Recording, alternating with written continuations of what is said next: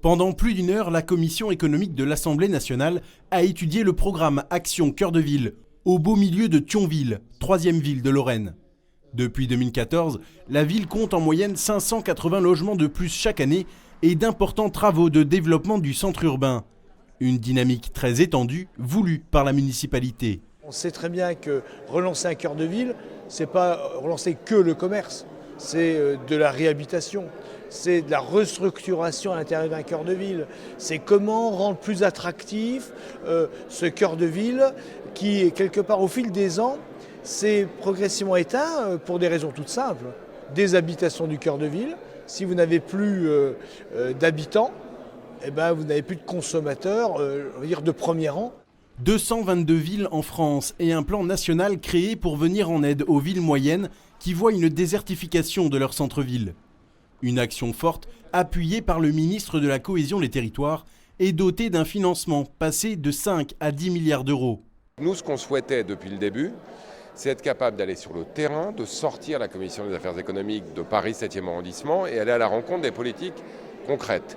Action Cœur de Ville, c'est un dispositif lancé par le gouvernement qui concerne des centaines de villes en France et qui vise à redynamiser les cœurs de ville dont on sait qu'ils ont été, à travers le temps, dépeuplés à la fois des commerces et des logements. Avec l'ambition de faire passer le nombre d'habitants de 42 000 à 50 000 habitants d'ici 10 ans, Thionville est aujourd'hui l'une des têtes de proue du programme Action Cœur de Ville.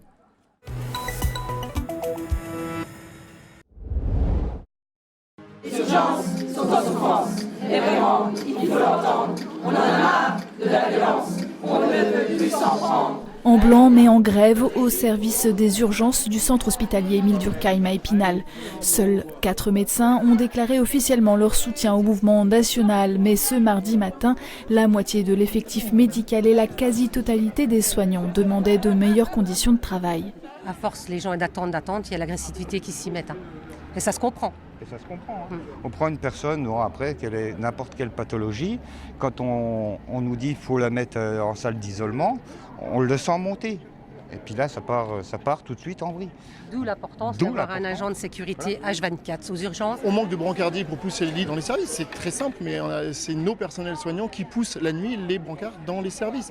Pendant ce temps-là, on n'est pas en train de chercher de soigner nos patients. Pareil pour les recherches de lits, on passe beaucoup de temps à chercher un lit dans l'hôpital. Et pendant ce temps-là, on ne soigne pas nos patients. À l'heure où le Sénat doit étudier le projet de loi santé, ce qui a fait éclater la colère à Épinal, ce sont les 3 agressions de soignants le 1er juin dernier. L'hôpital a pris plusieurs mesures immédiates suite à ces agressions. D'abord renforcer les brancardiers aux urgences la nuit. Ensuite renforcer le nombre d'internes, puisque nous n'avons eu que 3 postes d'internes pourvus au service des urgences d'Épinal, en complétant par des faisans fonction d'interne. Et troisièmement, nous sommes en train de recruter un bed manager de façon à fluidifier les parcours patients au sein de l'hôpital, à désengager les urgences. Au niveau des urgences, il manquerait selon la direction 2 infirmières et 3 personnels médicaux. Mais les difficultés vont au-delà. La CGT revendique la mise en place d'un plan de sauvetage et 80 agents supplémentaires, tous corps confondus pour l'établissement.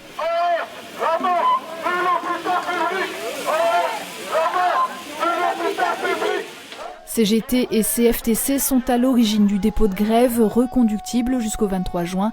La CFDT constate également la crise et a tenu à être présente. Le CH d'Épinal aujourd'hui est en grande souffrance au niveau des effectifs. On nous supprime des postes dans le cadre du contrat de performance et aujourd'hui c'est vraiment un ras-le-bol. On veut vraiment qu'on nous donne les moyens de travailler. Il y a déjà eu une réorganisation au niveau du service des urgences, mais ça ne suffit pas. Il faut que ça soit au niveau local et départemental. Nous attendons également que nous ne bloquons pas les lits d'aval, notamment de soins de suite et d'EHPAD qui nous permettent de transférer les patients et du coup désengorger les lits d'hospitalisation et par contre-coup les urgences. Et nous attendons également les mesures au niveau national. Sans allons, dehors, sans allons, dehors. L'absence d'Éric Sanzalone, le directeur de l'établissement, a été regrettée. Les syndicats attendent une rencontre et des réponses concrètes à leurs demandes. En attendant, les urgences reçoivent plus de 26 000 patients par an, un chiffre en augmentation. Des patients qui seront accueillis le plus normalement possible durant la grève.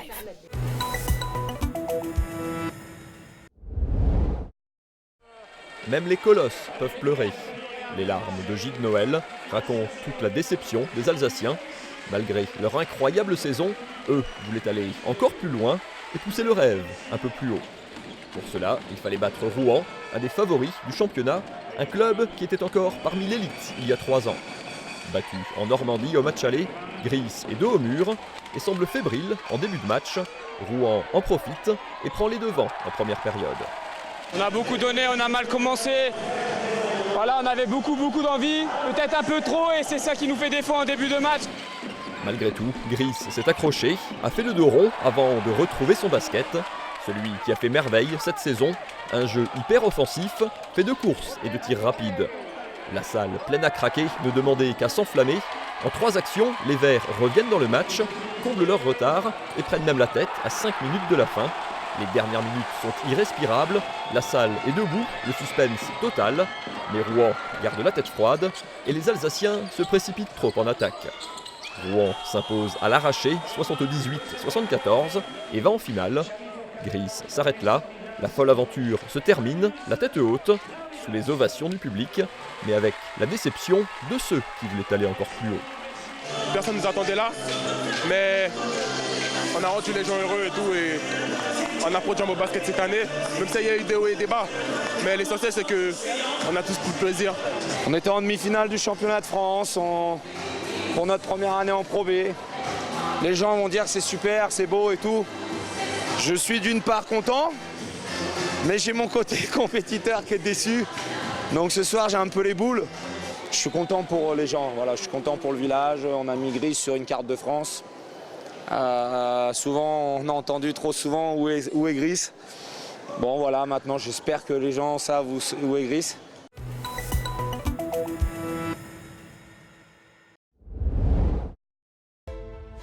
Le coq sportif et le football troyen, l'histoire redémarre. Voici le maillot de l'Estac pour la saison 2019-2020. Le Bonnetier-Romignon équipera le club phare du département pour les 5 prochaines saisons. Logique, finalement. Bien sûr, c'est logique et c'était pour moi indispensable. Quand on a la chance d'avoir un équipementier dans notre département, la logique voulait qu'on travaille avec et c'est pour ça que je me bats depuis maintenant bientôt 4 ans pour pouvoir faire ce partenariat. Il a fallu du temps, il a fallu aussi que le coq se réorganise.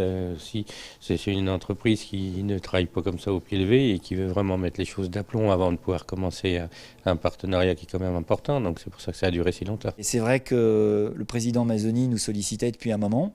Mais on ne peut faire les choses aussi que quand on est prêt. On reste une petite entreprise dans un domaine hyper concurrentiel avec des mastodontes. On ne citera pas et il faut faire les choses par étapes. Et c'était le moment et je pense que c'est très bien. Par le passé, le coq sportif n'a équipé qu'une seule saison, une équipe troyenne. C'était pas l'Estac, c'était le TAF, le 3 football. Saison 78-79 en Ligue 2. C'était pas la Ligue 2, c'était la 2e division. Le classique, le maillot principal, c'était le maillot bleu avec des parements blancs. Sans surprise, le maillot domicile est bleu, l'extérieur blanc et bleu, rose pour le gardien de but. La tunique se veut innovante malgré l'utilisation du coton.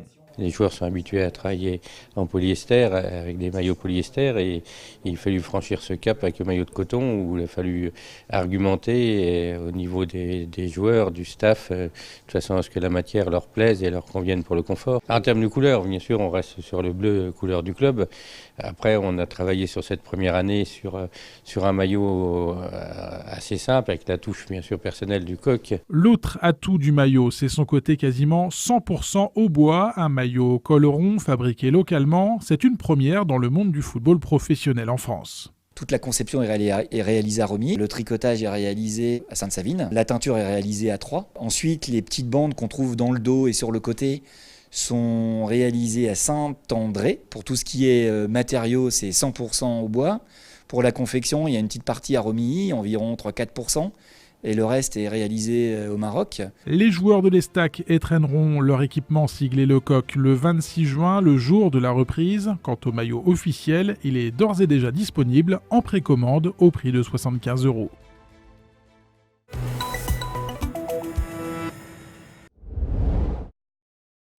Il vient officiellement lancer le mercato du FC Metz.